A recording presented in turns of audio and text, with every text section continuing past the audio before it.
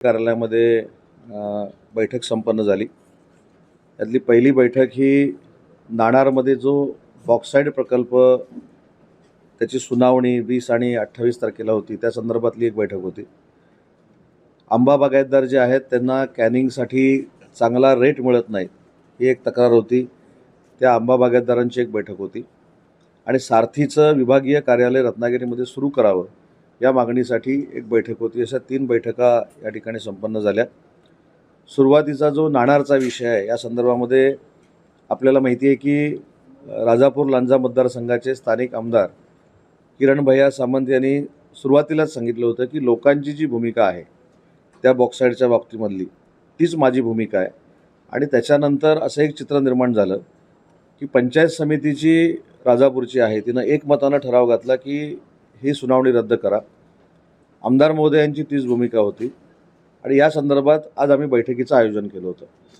पण याच्या पार्श्वभूमीवर काल माझी जिल्हाधिकाऱ्यांची चर्चा झाली, विशेषतः मुख्यमंत्री महोदयांची चर्चा झाली।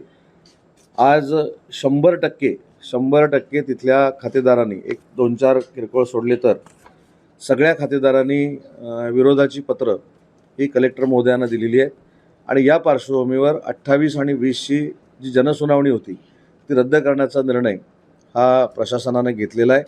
आणि तो निर्णय घेत असताना राजापूर लांजा मतदारसंघाचे आमदार देखील उपस्थित होते, तिथले सगळे शेतकरी देखील उपस्थित होते आणि एक भूमिका आम्ही सातत्याने जी मांडतोय तीच भूमिका बैठकीमध्ये मांडण्यात आली की बाबा लोकांना विश्वासात घेऊन लोकांनी जर संमती दिली किंवा लोकांनी जर सांगितलं की तुम्हाला नाणारला बॉक्साईडचा प्रकल्प पाहिजे, नाणारला अजून काही रिफायनरी पाहिजे, नाणारला अजून कुठचा प्रोजेक्ट पाहिजे, तर हे सगळं ठीक आहे।